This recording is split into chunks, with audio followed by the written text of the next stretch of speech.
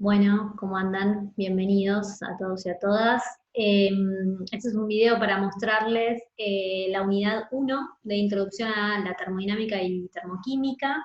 En principio, bueno, esta clase la estoy grabando por Zoom, pero bueno, la semana que viene, este sábado vamos a intentar ver de qué manera podemos tener un plan B al Big Blue Bottom, que es bueno, hoy se cayó, así que no pudimos hacer la clase en vivo.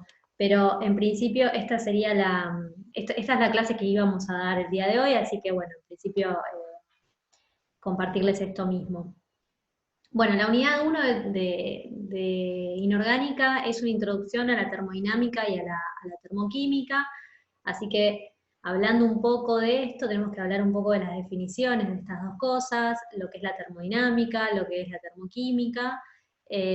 Básicamente la termodinámica lo que nos va a permitir es estudiar procesos de intercambio energéticos. Eh, Todos esos procesos de intercambio energético que vamos a estudiar pueden ser procesos físicos o procesos químicos. Recuerden cuál es la diferencia entre un proceso físico y uno químico. En el físico no hay cambio en la composición de las sustancias, en cambio en el químico sí. Y particularmente la termoquímica es la rama de la termodinámica, es una rama que está dentro de la termodinámica, que solamente estudia procesos específicos de absorción o de liberación de calor en una reacción química, ¿sí? O sea, específicamente en reacciones químicas. Y si pasamos a definir qué es la energía, si lo buscamos en Google, aparece Einstein como uno de los padres de estas definiciones. Y la energía se define como la capacidad que tiene un sistema para realizar un trabajo, ya sea producir un movimiento, generar algún tipo de cambio. Entonces, dependiendo de cuál es el origen de cada uno de esos tipos de energía, tenemos diferentes clasificaciones. Acá esta diapositiva es un poco informativa para que vean cuál es la diferencia entre energía eléctrica, mecánica, radiante, nuclear y química. ¿Sí? Es simplemente informativo esto, léanlo y por supuesto acá están las definiciones básicas de algunos tipos de energía y algunos con los que vamos a trabajar nosotros, ¿no? Particularmente estas son dos energías muy mencionadas y muy estudiadas, la energía potencial y la energía cinética. Básicamente las dos son energías que seguramente habrán visto asociadas a la materia de física, pero si las trasladamos a la química también las vamos a ver bastante, pero porque básicamente la energía potencial es la energía que está almacenada para eventualmente producir un trabajo, y la energía cinética es la que determina, o la que viene ejemplificada por la velocidad que tienen los cuerpos. Cuando hablamos de los cuerpos, lo hablamos de manera muy general, cuando hablamos de moléculas, podría ser la velocidad que tienen las moléculas. Vieron que cuando hablamos de gases, decimos que las partículas gaseosas tienen más energía cinética que las partículas líquidas y más que las partículas sólidas. Bueno, ¿eso por qué es? Porque las partículas en estado gaseoso se mueven a una velocidad mucho más rápida que cuando están en estado líquido y cuando están en estado sólido. Entonces, eso significa que tengan una energía cinética mayor. Se mueven con mayor o con menor velocidad. Si pasamos a la diapositiva siguiente, vamos a ver que ahí aparecen los tipos de energía según la escala en la que estamos hablando, y por supuesto que, bueno, la macroscópica o lo que es externo, se puede ver como en esa foto, se puede ver la energía que trae la pelota cuando está viajando y cómo impacta esa energía en el cuerpo de esa persona, ¿sí? En la cara particularmente de esa persona, porque ven cómo se le deforma la cara cuando recibe ese golpe. Eso está bastante claro a nivel macroscópico, pero fíjense lo que pasa a nivel microscópico o a nivel interno, a nivel eh, de, de energía interna, ¿no? Y ahí aparece un dibujo de moléculas. En realidad, cuando hablamos de energía más a la escala microscópica, estamos hablando de la energía que mantiene asociado, por ejemplo, a átomos en una molécula. O sea, cuando nosotros tenemos una molécula formada, esos átomos están ahí unidos por algún motivo, hay una energía que los mantiene unidos, si no, estarían separados. Entonces a eso nos referimos cuando hablamos de energía en el nivel microscópico, cuando hablamos de energía a una escala tan pero tan pequeña, ¿sí? Estamos hablando de la energía que existe entre los átomos para formar una molécula, por ejemplo. Y acá definimos, y acá sí nos metemos más en la química, lo que es la energía potencial química y lo que es la energía cinético-molecular. La cinético-molecular tiene que ver con el movimiento y la energía cinética de los átomos que forman una molécula, y la potencial es aquella energía que está formada o que es la energía que tienen las moléculas porque mantienen unidos esos átomos. Cuando esos moléculas se rompen, es decir, cuando esos átomos se liberan, toda esa energía también se puede liberar. Es básicamente la energía de unión de los átomos en una molécula. Eso se llama energía potencial química.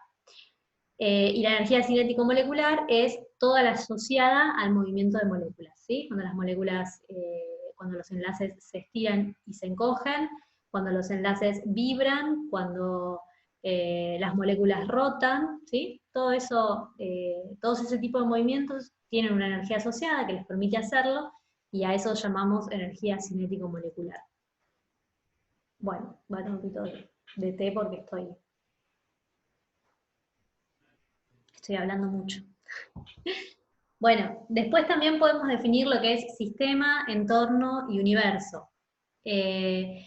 Particularmente para poder definir esto, es importante definirlo en termodinámica, porque cuando uno estudia las variables de estado de un sistema, tiene que definir cuál es ese sistema. Entonces esto un poco lo vimos, o lo vieron ustedes cuando vieron química general, estas definiciones que tienen que ver con cómo aíslo un sistema para poder estudiarlo, qué es el sistema, qué es el universo, qué es el entorno y qué es la frontera. Bueno, esta diapositiva hace un poco mención a eso, para rememorar, recordar un poco qué es cada una de estas definiciones. Pero básicamente, el sistema es parte del universo, el entorno es lo que rodea el sistema, y lo que separa el sistema de todo lo demás es una frontera, ¿sí? Y el todo, digamos, la suma de todo vendría a ser el universo. Acá tenemos diferentes tipos de sistemas, esto también ya lo vieron en química general, pero para recordarlo un poco, recuerden que cuando hablamos de sistema, estamos hablando de sistemas abiertos, cerrados o aislados, y son los sistemas cosas que a nosotros nos interesa aislar para estudiar.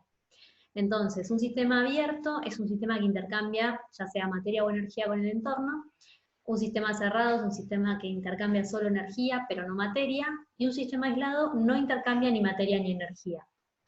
Entonces acá aparecen estos ejemplos que les va a servir para relacionar esto con cosas de la vida cotidiana. Lo más fácil de relacionar de todo esto es el sistema aislado, porque es como un termo, en donde nosotros se supone que si ese termo fuese ideal, ponemos agua caliente dentro del termo y se debería mantener caliente durante mucho tiempo, ¿sí? Vamos a definir qué son los estados de equilibrio en termodinámica. Esto es muy importante porque los estados de equilibrio en termodinámica son los que nos van a nosotros definir hacia dónde evolucionan los sistemas. Entonces, en principio, todo estado de equilibrio en termodinámica es considerado así si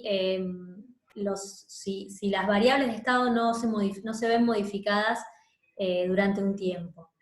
Y siempre que hablamos de procesos en termodinámica, hablamos de procesos que suceden entre dos estados de equilibrio, ¿sí? Cuando vamos a estudiar un proceso, en el que al comienzo tengo determinadas condiciones y al final tengo otras condiciones. Pero ambas instancias, el estado inicial y el estado final, tienen que ser de equilibrio, porque si no, no los podríamos estudiar aisladamente. Siempre que hablamos de termodinámica, lo que vamos a hablar es la relación que existe entre esos dos estados, el estado inicial y el estado final. No nos interesa qué pasa entre el estado inicial y el final, nos interesa el tiempo que transcurre ni nada de eso, sino estudiar qué le pasa al estado inicial y qué le pasa al estado final, y qué les pasa en conjunto, o sea, cuál es la diferencia entre uno y otro. Todo lo que tiene que ver con el tiempo no nos importa en termodinámica, eso lo vamos a ver en la próxima unidad cuando veamos cinética.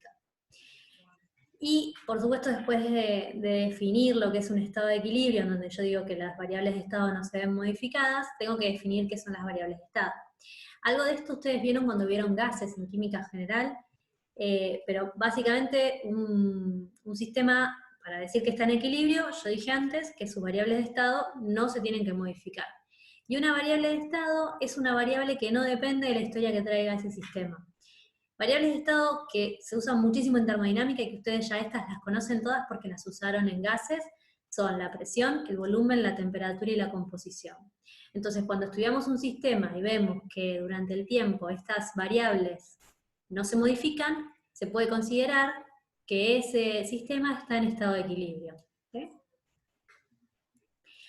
Y ahora sí, ¿cómo hacemos para modificar a un sistema de su estado de equilibrio? Supongamos que tenemos un termo con agua caliente y, digo el termo con agua caliente porque es algo sencillo para imaginar, y queremos sacarlo de su estado de equilibrio, ¿sí? Queremos que, no sé, que algo cambie. ¿Qué hago? Bueno, lo que puedo hacer es abrir el termo para dejar que el agua se enfríe, ¿sí? Y ese abrir el termo para dejar que el agua se enfríe significa hacer que la temperatura baje, porque, bueno, abrí la tapa, entonces la temperatura va a bajar.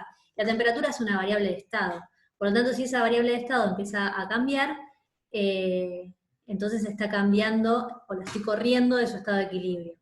Entonces, básicamente, para que un sistema cambie su estado de equilibrio, lo que tengo que hacer, o lo que tiene que suceder, es que a través de la frontera de ese sistema, empiece a haber un intercambio de energía a través de lo que es un cambio de calor o un cambio de trabajo, o sea, que se produzca un trabajo o que se emita calor o que se absorba calor, ¿sí? Y esto lo digo porque cuando hablamos de un sistema cerrado, estamos hablando de un sistema que no intercambia materia, pero sí intercambia energía. Y acuérdense que el calor y el trabajo son dos maneras de expresar la energía. Bueno, esta diapositiva habla sobre un poco específicamente de lo que es el calor. Básicamente, el calor es energía y es la energía que se puede transferir entre dos cuerpos que se ponen en contacto, o que, digamos, no necesariamente tienen que estar en contacto, perdón, entre dos cuerpos que están a diferente temperatura. Lo que sucede es una transferencia de energía desde el que está más caliente, es decir, el que está a mayor temperatura, hacia el de menor temperatura. Ese flujo de energía entre un cuerpo que está a más temperatura que otro, eso se llama calor, a eso se lo denomina calor. Y acá aparecen tres formas bastante comunes o las más estudiadas, para transferir calor: la conducción, la convección y la radiación. Y en esta diapositiva lo que queremos ejemplificar es lo que yo dije recién. Pongo en contacto a dos sistemas que están a diferente temperatura, uno más alta que el otro, y entonces lo que va a pasar, fíjense este gráfico que está acá, es un gráfico de temperatura versus tiempo, y fíjense que del cuerpo caliente arranca con una temperatura y termina, después de un tiempo, una temperatura dada, ¿no? Una temperatura menor a la que tenía originalmente.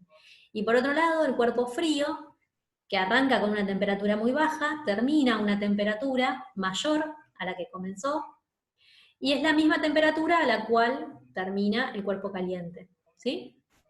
Es un gráfico bastante sencillo que termina ejemplificando qué es lo que sucede cuando pongo en contacto a dos cuerpos a diferente temperatura.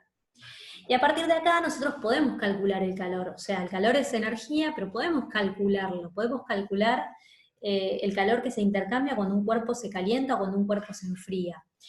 Y eso responde a una ecuación bastante sencilla, es una ecuación lineal, que depende de la masa del cuerpo, la capacidad calorífica de ese cuerpo, y la diferencia de temperatura.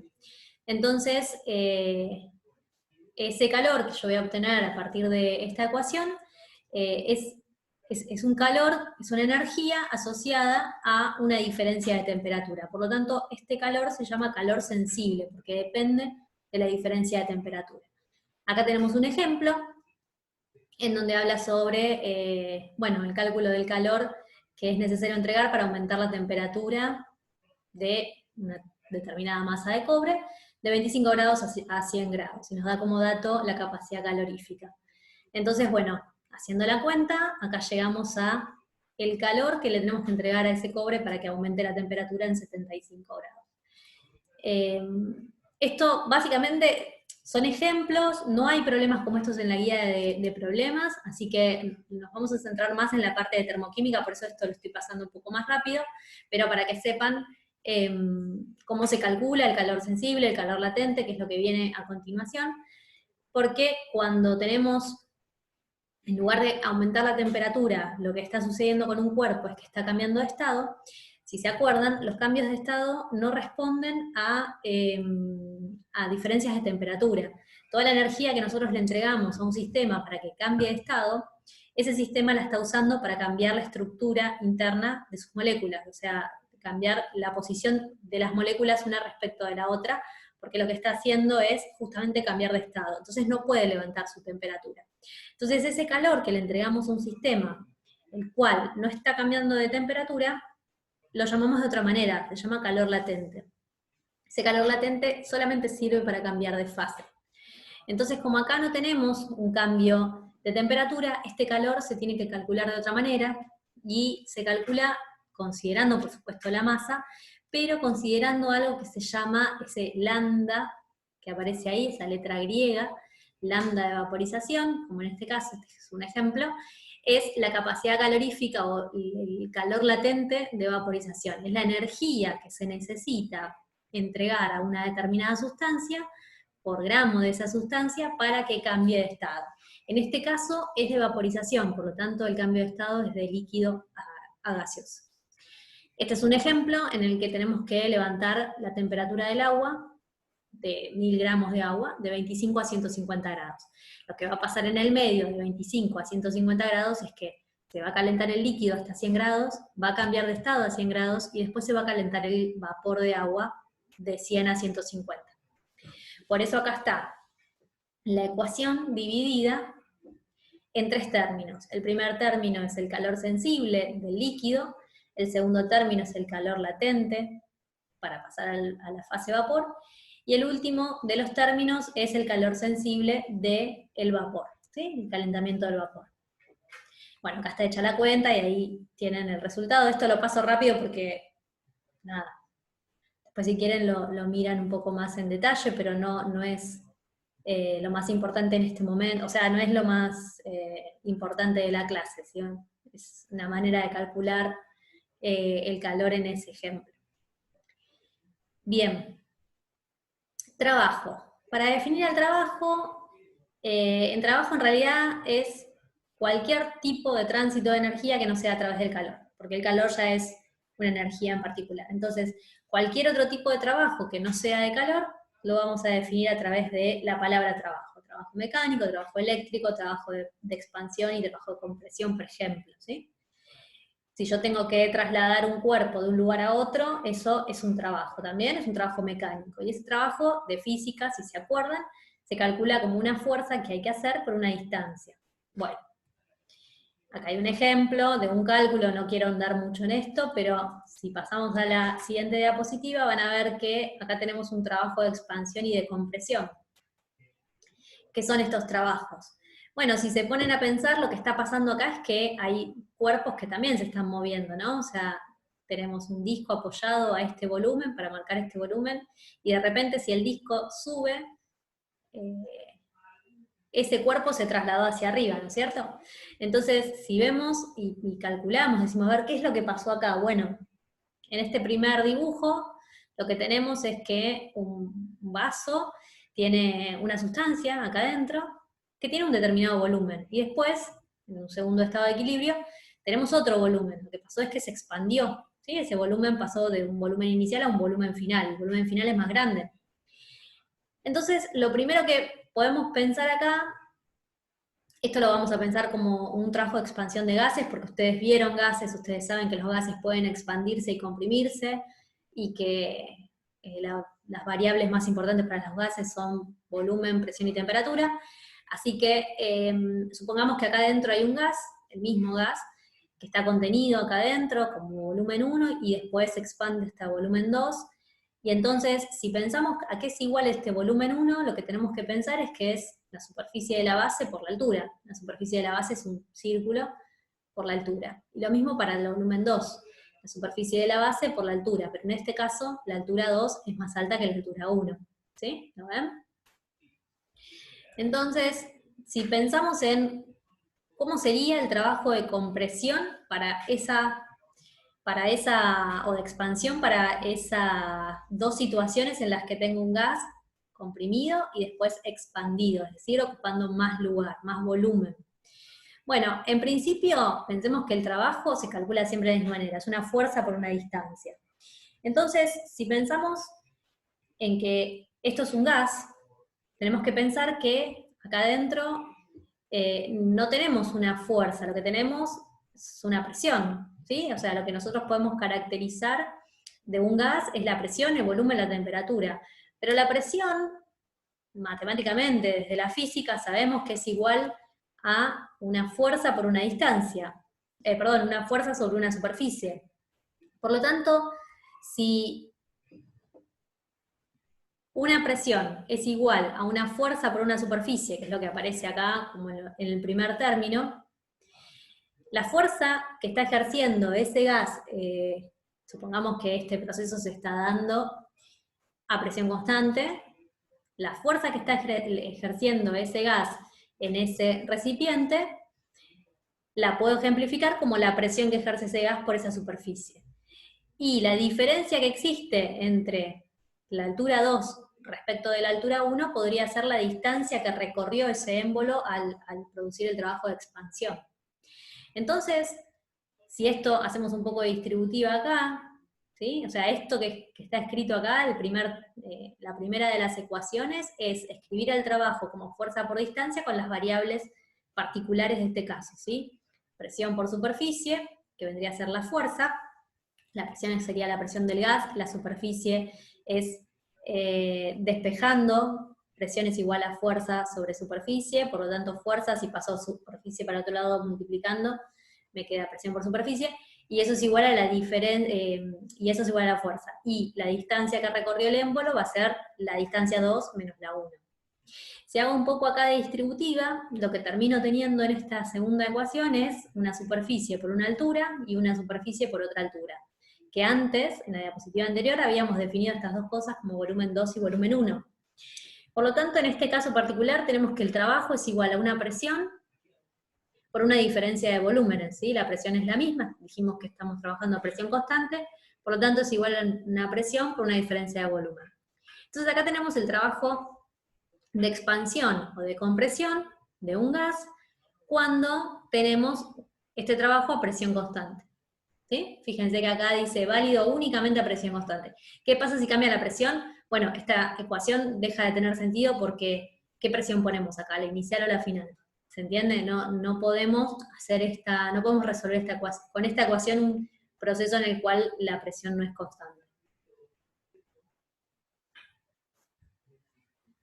Bien, bueno, acá hay un ejemplo, lo mismo que dije antes, los ejemplos tómenlos como son parte de la clase para que ayuden a decantar, digamos, algunos conceptos. Dice calcular el trabajo intercambiado por un mol de gas ideal, que en el estado inicial de equilibrio está a 298 Kelvin y una atmósfera, cuando se expande a presión externa constante, o sea, a presiones de una atmósfera, hasta ocupar un volumen de 50 litros. Entonces, basándonos en la ecuación anterior, si decimos que el trabajo de expansión o compresión es una presión por una diferencia de volúmenes, entonces la presión es constante, es de una atmósfera, el volumen final es más grande que el inicial, 50 litros, y el volumen inicial lo calculamos sabiendo que tenemos un mol de un gas ideal a 298 Kelvin y una atmósfera, ¿sí? Ese es el volumen de un gas ideal, ¿sí? 24,4. Y entonces, bueno, esta es la cantidad, esto es 25,6 atmósfera litro, es una unidad, atmósfera por litro, es una unidad de trabajo que normalmente no se usa, la que más se usa es la de Joule, entonces por eso acá está la conversión, y después acá está hecho el pasaje de unidades. ¿Sí?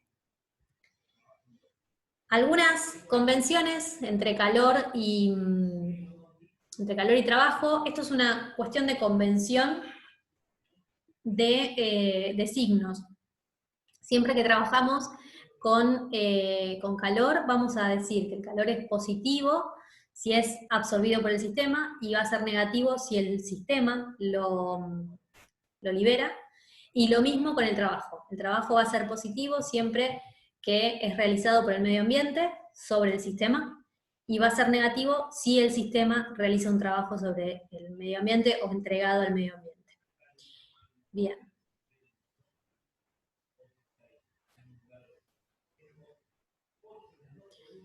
Bien, seguimos. ¡Ah! Se me dejó de compartir la pantalla. Vamos de vuelta. Ahí va. Bien. Ahí seguimos. Paren que me voy a servir un poco más de té. Mientras tanto. Ahí va.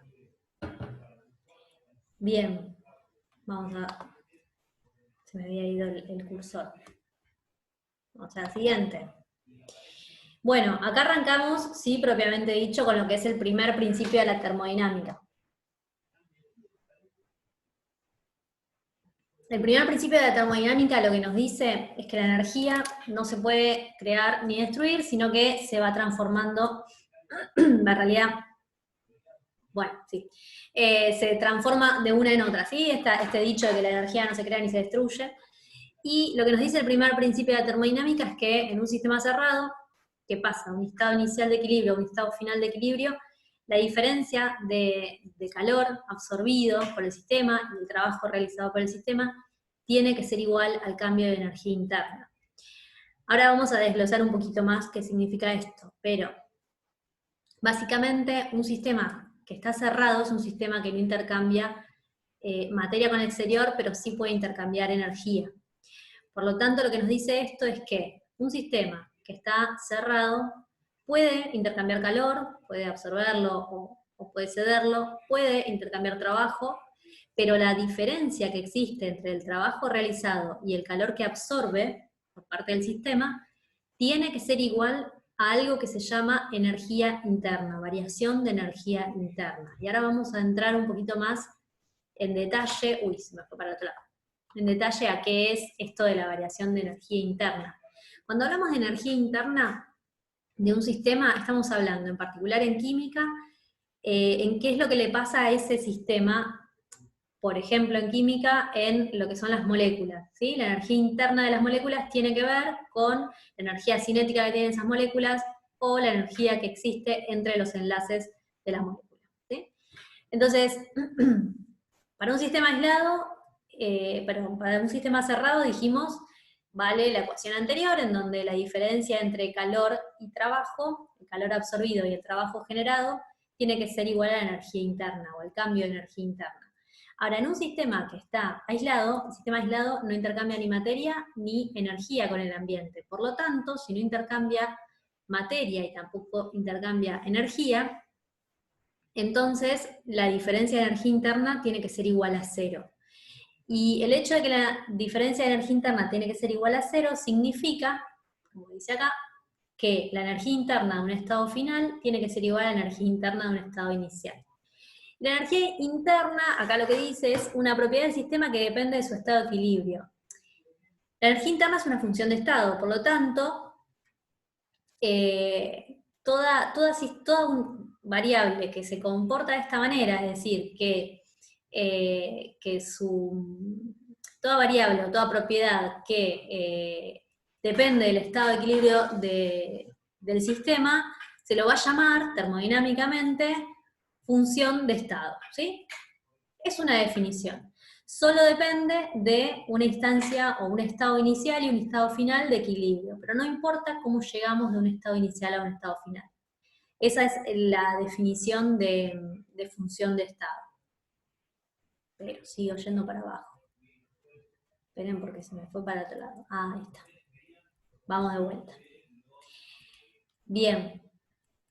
Pasamos a la siguiente diapositiva.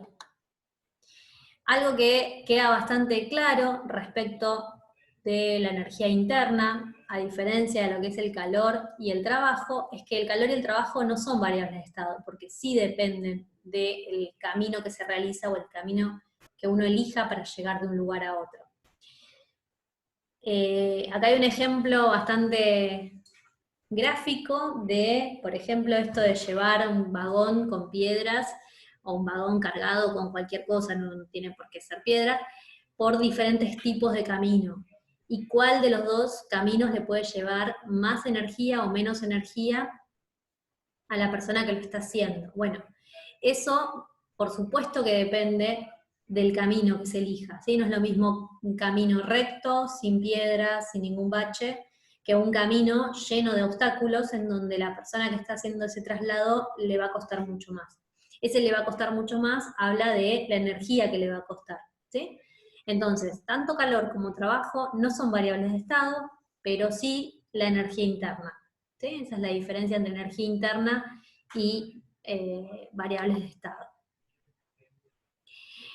Entonces, bueno, esta diapositiva básicamente lo que dice es que el primer principio de la termodinámica es algo, cuando hablamos de principio, es algo que lo definimos para después deducir otras cosas. No es algo que se deduzca de una serie de definiciones, sino que es algo que lo tenemos que dar como válido para después sobre eso construir más conocimiento. Entonces nosotros vamos a dar por sentado de que este primer principio de termodinámica se cumple siempre para después construir sobre él nuevas definiciones. Una definición que aparece ahora es la definición de entalpía. Voy a tomar un poquito de té. Bien, ¿qué es la entalpía? Nosotros habíamos definido antes que el trabajo, el trabajo de expansión particularmente de un gas, a presión constante iba a ser igual a la presión por el cambio de volumen. Entonces, y recién, hace un ratito, definimos lo que era la variación de energía interna con el primer principio de la termodinámica. Dijimos que la variación entre el calor absorbido por el sistema y el trabajo generado por el sistema tenía que ser igual a la diferencia de energía interna de un sistema. Por lo tanto, voy a usar la definición de antes de trabajo, esta que está acá, voy a usar la definición de antes de trabajo para meterla adentro de esta ecuación. Entonces, si despejo el calor de esta ecuación, me va a quedar que el calor es igual al cambio de energía interna más el trabajo, y entonces reemplazo el trabajo por lo que vale en un trabajo de expansión. Entonces, llegamos a esta ecuación en donde hablamos de que el calor es igual a un cambio de energía interna más la presión por un cambio de volumen en un trabajo de expansión. Entonces, lo que dice acá abajo es lo que significa, o cómo leer coloquialmente esto que viene a continuación. Dice, el calor intercambiado en un proceso que se produce a presión constante es igual a la variación de entalpía entre el estado final e inicial.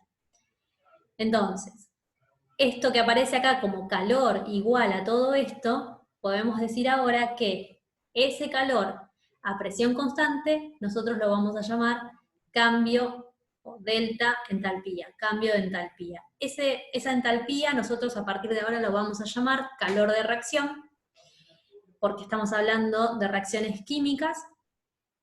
Y algo importante a definir es que así como la energía interna era una variable de estado, una función de estado, la entalpía también lo es, ¿sí?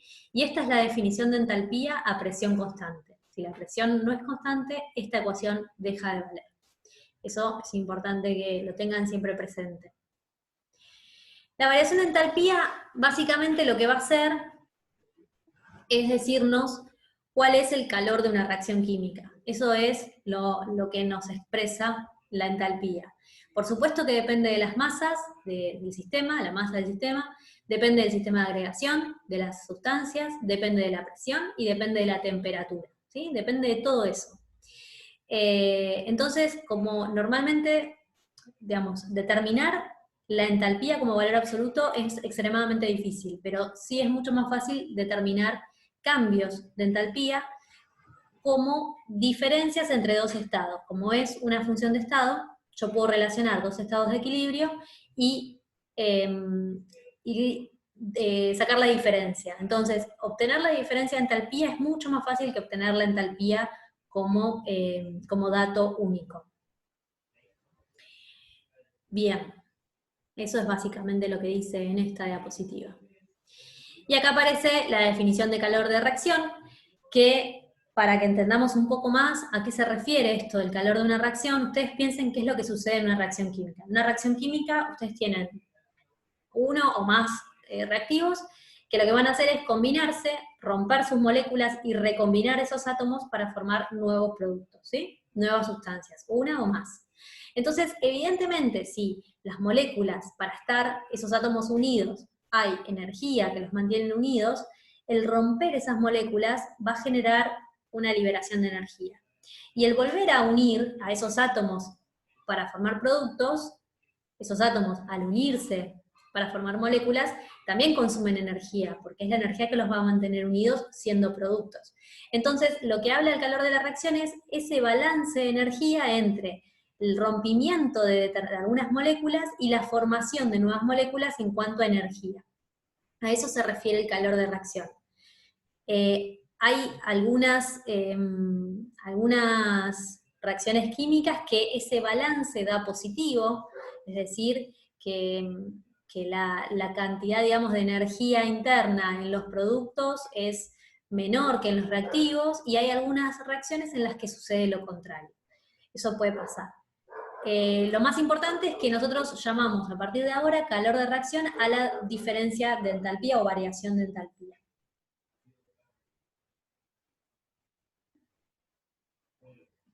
A partir de acá vamos a definir algunas reacciones químicas que muchos de ustedes ya las habrán visto en química general, pero ahora les vamos a poner nombre propio. Por ejemplo, la reacción de calor la reacción de formación, donde vamos a sacar o calcular u obtener entalpías de formación. Las reacciones de formación son reacciones en las cuales se obtiene un mol de la sustancia que nosotros queremos a partir de los elementos que la componen en su estado elemental. Es una definición, y fíjense que acá está la del agua, que es la más sencilla de todas, la que todos conocen. Fíjense que para formar agua yo necesito involucrar hidrógeno y oxígeno, ¿sí? Esos son los átomos que la componen. Pero el hidrógeno y el oxígeno en su estado elemental se encuentran en la naturaleza como moléculas diatómicas. Por lo tanto, para formar agua, un mol de agua yo tengo que combinar un mol de hidrógeno gaseoso con medio mol de oxígeno. Fíjense que balancear estas ecuaciones tiene que ser sencillo para ustedes, porque las ecuaciones de formación o las reacciones de formación suponen que el producto es de un mol. Entonces el número 1 adelante del agua es algo que está fijo, no puede variar, ¿sí? Este número que está acá adelante tiene que ser sí o sí 1, no puede ser otro. Y este simbolito que está acá, delta H de formación, esta F que está acá abajo como subíndice, tiene el significado de ser reacción de formación, y este cerito que está acá arriba es lo que nos dice a nosotros es que esto está medido en condiciones estándares. Bueno, y esta es en general la unidad que se usa para hablar de entalpías en realidad para hablar de entalpías en general, no solo de formación, sino de otros tipos de reacciones. Es una unidad de energía respecto de una unidad que puede ser de masa o puede ser de moles, ¿sí? Masa y moles, acuérdense que es prácticamente lo mismo, hay un factor de diferencia. Bien, pasamos a la siguiente y vamos a definir otro tipo de reacciones muy comunes en química orgánica, que son reacciones de combustión. Las reacciones de combustión son reacciones en donde se combina un mol de una sustancia orgánica, fíjense que es una sustancia que tiene carbono e hidrógeno, con oxígeno, y se produce dióxido de carbono y agua, ¿sí? Esas son las reacciones de combustión. Un mol de sustancia orgánica, oxígeno, dióxido de carbono y agua. Fíjense que siempre, por definición, se va a quemar, porque son reacciones de combustión, se va a quemar un mol de la sustancia orgánica, y en función de este compuesto y de este 1 que está acá, vamos a balancear toda la ecuación. Fíjense que ahora el delta H tiene una C abajo, porque es de combustión, y un cerito arriba, que significa lo mismo que antes, condiciones estándares, ¿sí? Y lo mismo, fíjense que el balance, o bueno, los estados de agregación que están ubicados acá, son estados de agregación en condiciones estándares. Condiciones estándares son 25 grados y una atmósfera. Bien. Acá aparecen dos leyes, en realidad esta es una y la que sigue es otra. Leyes que les va a permitir a ustedes hacer los problemas, o sea, a partir de acá, a partir de estas leyes ustedes van a poder resolver los problemas de la guía de problemas, basándose en estas leyes. La primera de todas es la ley de Lavoisier y Laplace, que lo que nos dice es que una reacción química, cuando está escrita en un sentido y tiene asociado a un delta H, un calor de reacción, si esa reacción química es escrita en sentido contrario, entonces el calor de la reacción va a tener el signo exactamente contrario, ¿sí? Fíjense cómo está este ejemplo escrito. El primer ejemplo es la reacción de formación de este compuesto que se llama metano, es un compuesto orgánico, y tiene un delta H asociado, menos 74,9 kilojoules, y la reacción escrita exactamente al revés, es decir, metano que da carbono e hidrógeno, esta reacción no se llama deformación, esta reacción es la contraria a esta, por lo tanto no tiene el nombre de deformación, y fíjense que el delta H es exactamente el mismo en números, pero tiene el signo contrario. ¿Sí? Esta ley es muy importante para lo que viene. La siguiente de las diapositivas habla de la ley de Hess. La ley de Hess también se la conoce como la ley de la suma de calores de reacción, que es una ley que lo que nos dice es que el cambio térmico que se produce cuando se da una reacción química es el mismo si la reacción química se produce en una etapa o en varias etapas. Chan, ¿y eso qué significa? Bueno, fíjense lo que está ejemplificado acá. Esta es una molécula de etanol, este es el alcohol etílico, es una molécula orgánica que está pasando del estado líquido al estado gaseoso. Esto es un cambio físico, no es un cambio químico, pero también tiene un calor de reacción asociado, ¿sí? Porque es el calor de pasar del estado líquido al estado gaseoso, que tiene, por supuesto, una variable energética por detrás. Para que eso suceda hay una variación de energía, tiene que haberla, ¿sí? Entonces, fíjense, en la diapositiva siguiente, la diapositiva anterior, teníamos esta reacción en una sola etapa, ¿no? Y fíjense, la diapositiva siguiente, en donde yo en esta etapa, tengo 2 etapas para la misma reacción. La primera de las reacciones, esto ya está resuelto, pero la primera de las reacciones es la reacción inversa a la reacción de formación del etanol. Fíjense que tienen una molécula de etanol de este lado, y de este otro lado tienen los 3 elementos que la componen en su estado elemental. Y esto hablando del etanol en estado líquido. Y lo mismo tenemos abajo la reacción de formación del etanol, pero en estado gaseoso. Fíjense que ahora sí tenemos el etanol gaseoso de este lado, y de este otro lado tenemos a la sustancia, a los elementos que la componen en su estado elemental. Fíjense que las dos reacciones químicas tienen asociado un delta H, o sea, un calor de reacción, y la suma de las dos reacciones, fíjense cómo se cancelan las cosas que están de un lado y del otro, si están en las mismas proporciones, cómo se cancelan, y obtengo la reacción final, que es la suma de las dos reacciones, cancelando lo que se repite de ambos lados, y la diferencia de calor viene dada por la diferencia entre estos dos calores, que van a ser, o son la resolución de sumar las dos reacciones químicas, ¿sí? Ese delta H está calculado como la suma de delta H1 con delta H2. Como delta H2 tiene signo negativo, entonces se resta. Y fíjense que nos da el mismo delta H que nos dio la diapositiva anterior, que corresponde al cambio de estado. ¿Se dan cuenta? Entonces no importa, lo que nos dice la ley de Hess es que no importa el camino que llevemos, el camino que recorramos para obtener una reacción química, si lo hacemos en un solo paso o en varios pasos, el cambio de energía o el calor de la reacción tiene que ser el mismo. Entonces, ¿cómo uso estas leyes? Bueno, acá hay un problema de aplicación, que es un problema que también grabó Gustavo para que ustedes tengan dentro de lo que son las resoluciones de ejercicios. Lo grabó para que ustedes tengan a mano lo que es, para que ustedes puedan resolver este tipo de ejercicios de manera práctica, pero acá vamos a aplicar las dos leyes que vimos anteriormente, la de Lavoisier y Laplace y la ley de Hess. Fíjense que lo que nos hacen hacer es calcular la entalpía de formación de este compuesto, que es un compuesto orgánico, se llama benceno, a partir de la siguiente información. Y nos dan como dato las entalpías de formación del dióxido de carbono, del agua y la de combustión del hexano. Perdón, del hexano. Perdón, del benceno. Ay, me agarró un ataque. ¿Se entiende? Tenemos estos tres datos, los datos están dados como calores de reacción, en particular los dos primeros de formación y el último de combustión, pero con esta información ustedes pueden escribir las reacciones químicas, porque ya saben lo que es una reacción de formación y una reacción de combustión. Entonces, en la diapositiva siguiente, fíjense que lo que está escrito son, antes de todos los ítems, digamos, los ítems, antes de la suma y de todos los factores multiplicativos, fíjense que la primera reacción que está escrita es la reacción de formación del dióxido de carbono, la segunda es la de formación de agua, y la tercera es la de combustión es la inversa, perdón, de la de combustión del benceno. Entonces,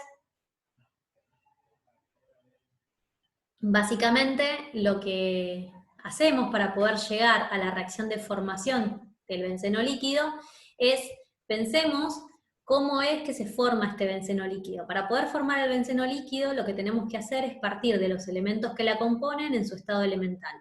El carbono, en su estado elemental, es monoatómico, y como está 6 veces en esta molécula, voy a colocar un 6 acá, y el hidrógeno, en su estado elemental, es una molécula diatómica, y como acá está 6 veces, entonces voy a poner 3 moles, porque cada mol me arroja 2 moles de átomos. Entonces, para poder para poder llegar a esta reacción final, que es la que me están pidiendo, y calcular este delta H de formación, lo que tengo que hacer es jugar con estas tres reacciones para poder llegar a esta reacción final. Y entonces, ¿cómo hago? Bueno, necesito que alguna de las reacciones me traiga 6 átomos de carbono. La única que puede hacerlo es la primera, entonces la voy a multiplicar por 6, porque cada reacción me arroja un solo átomo de carbono. Después, por otro lado, necesito 3 moléculas de hidrógeno, entonces voy a venir a la segunda ecuación que me arroja una molécula de hidrógeno y la voy a multiplicar por 3, porque cada reacción me va a traer una molécula. Y por último, necesito que de este lado me quede una molécula de benceno. Entonces, la reacción de combustión que me dieron como dato la voy a escribir al revés para poder tener al benceno del lado de los productos. Entonces, si sumo a estas tres reacciones, voy a llegar a esto, en cada uno de los, digamos, de la flecha para el lado de los reactivos y de la flecha para el lado de los productos, y entonces, teniendo en cuenta los factores que usaron para cada una de las operaciones que hicieron con las reacciones químicas, van a tener cómo calcular al delta H de formación del benceno. Es decir, a la primera reacción la multiplicaron por 6, a la segunda la multiplicaron por 3, y a la última la dieron vuelta, por lo tanto le cambiamos el signo. Entonces, si vamos a los cálculos precisos, lo que vamos a hacer es considerar que para la formación del benceno tuvimos que hacer todas estas cosas, dar vuelta a una ecuación, multiplicar por 6 otra, multiplicar por 3 otra. Entonces los delta H vamos a hacer exactamente lo mismo matemáticamente que lo que hicimos con las reacciones químicas. Y de esa manera llegamos a lo que vale el delta H de formación del benceno. ¿Sí? Numéricamente, ¿cómo llegamos a eso? Pasamos al segundo principio de la termodinámica. Ya estamos por terminar.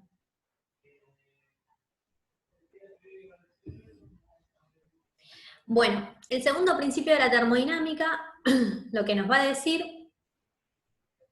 es que, lo que nos hace replantear un poco es qué pasa cuando nosotros sabemos que, de la experiencia, de lo que conocemos, sin saber, digamos, demasiado de este tema, el segundo principio de la termodinámica, sabemos que todo el trabajo puede convertirse en calor. Ahora, ¿qué pasa al revés? O sea, ¿el calor se puede convertir en trabajo? Entonces acá aparecen algunos ejemplos, como la máquina de vapor y bueno, todo este tipo de cosas. Sabemos que en realidad, cuando hablamos de calor, sabemos que el calor se puede usar para producir trabajo, y eso es verdad, pero no el 100% del calor. ¿sí? Siempre va a haber una diferencia en el rendimiento. Entonces acá aparece lo que es el segundo principio de la termodinámica, que lo que nos dice el segundo principio de la termodinámica es que, o lo que nos explica, nos define, es la variable de estado que se llama entropía, y lo que nos dice la entropía es, o lo que nos habla, de lo que nos habla la entropía, es del orden de las cosas.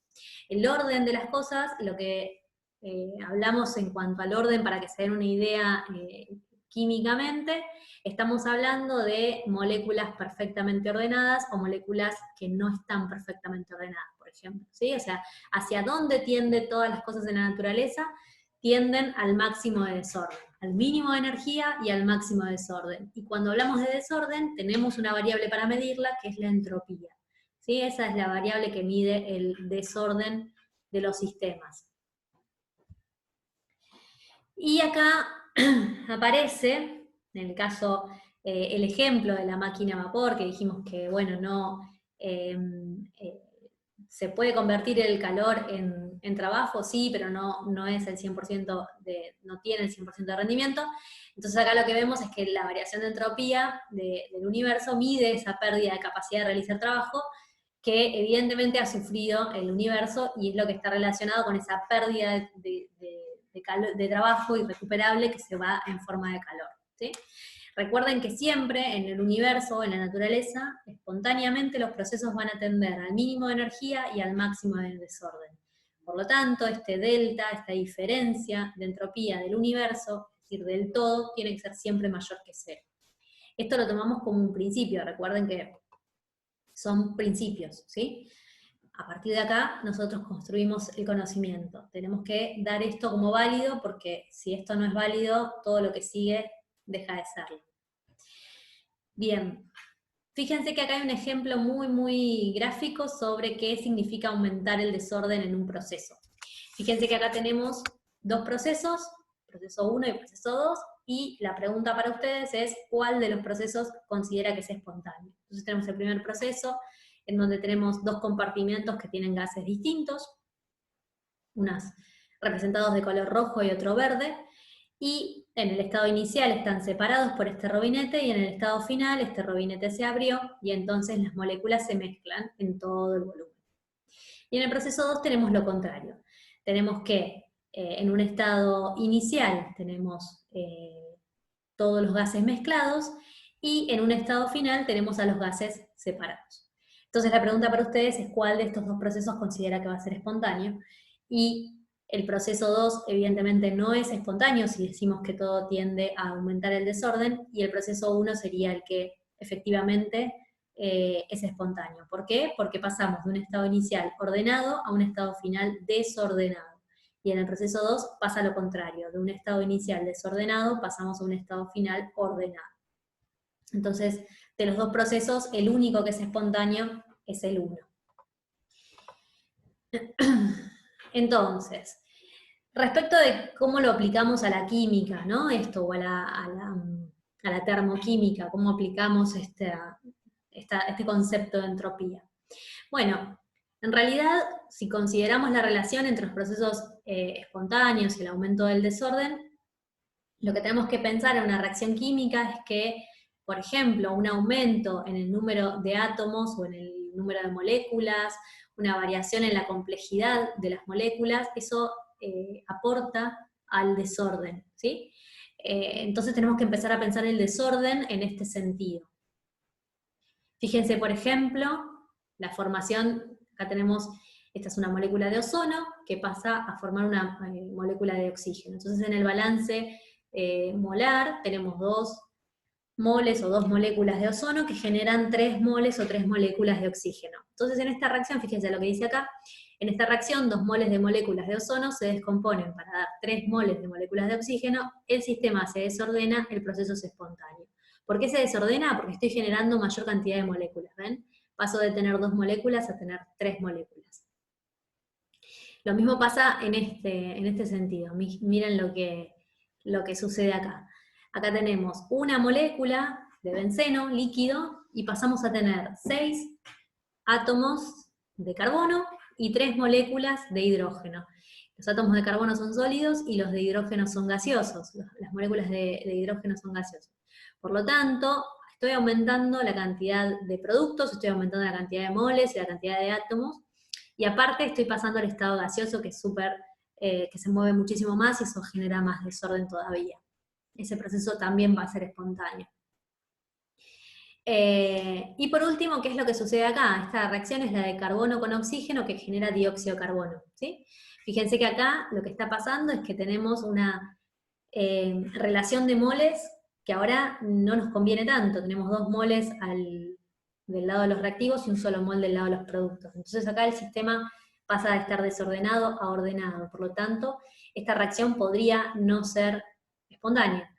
Entonces, para poder predecir la espontaneidad de una reacción química, en realidad no nos alcanza solamente con esto, sino que también tenemos que hablar de la variación de energía, porque cuando hablamos de la variación de entropía del sistema, la del sistema puede dar negativa, pero la del universo puede dar positiva igual. Entonces, como es muy difícil de calcular y de medir la entropía, la variación de entropía del universo, entonces no nos alcanza solamente la variación de entropía o analizar el cambio de entropía de un sistema para poder predecir si un proceso va a ser espontáneo o no. Entonces, como es muy difícil calcular la variación de entropía del universo, lo que podemos hacer termodinámicamente es calcular qué es lo que pasa, me pasé, es ver qué es lo que pasa entre la energía, los calores de reacción y la entropía dentro del sistema y ver cómo es el balance energético en ese sentido. ¿Está bien? Si pasamos a la diapositiva siguiente, acá lo que tenemos es el concepto de energía libre. Este concepto ustedes lo vieron cuando vieron en química general, algunos de ustedes se habrá visto cinética.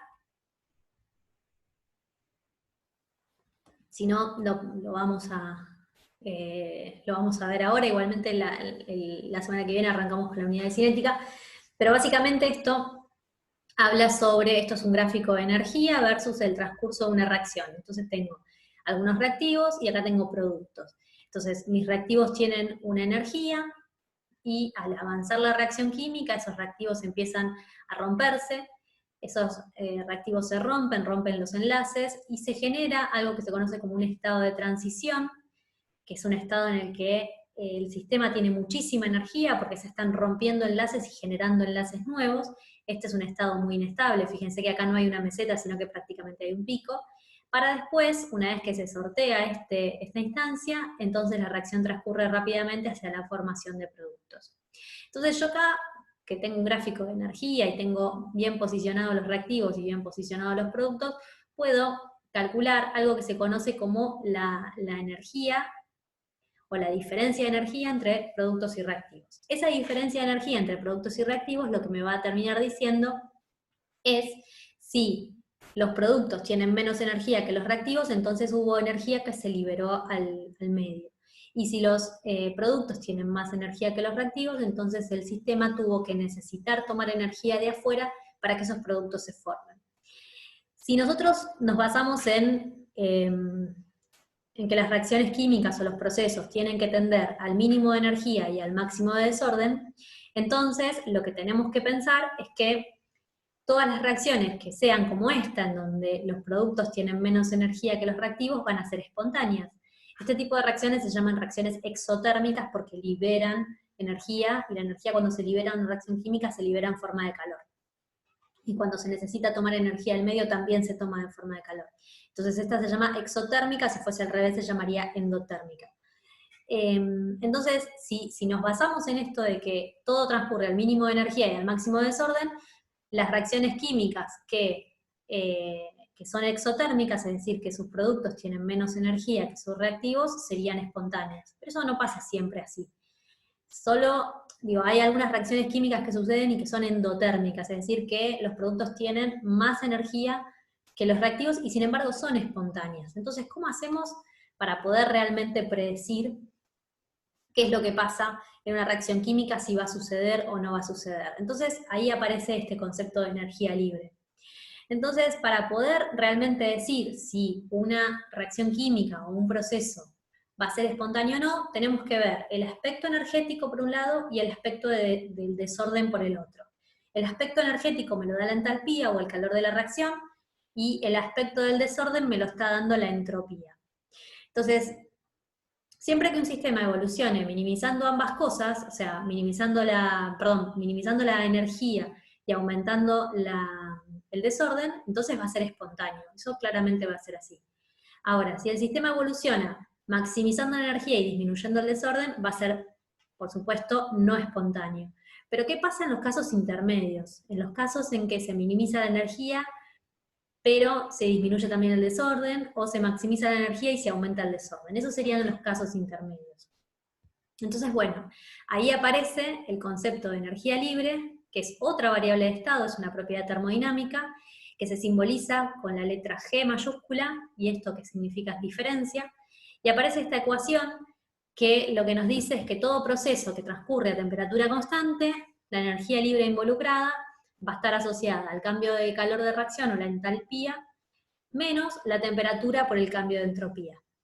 Esta fórmula que aparece acá, o esta expresión, siempre va a ser válida a temperatura constante. Fíjense que todas son variaciones y lo único que no está variando es la temperatura.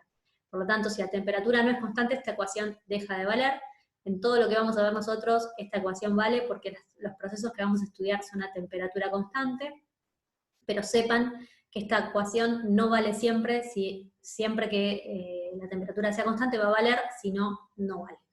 Y para poder definir procesos espontáneos decimos que entonces delta G tiene que ser menor que 0. No hablamos independientemente de calor de reacción y de entropía, sino que hablamos de las dos variables en su conjunto, relacionándose entre ellas con una resta, y pasando también por la temperatura para obtener energía libre.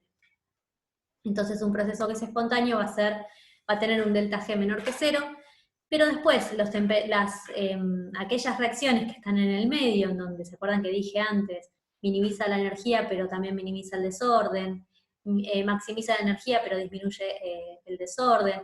Bueno, en esos casos particulares vamos a ver qué es lo que pasa con ese delta G, ¿sí?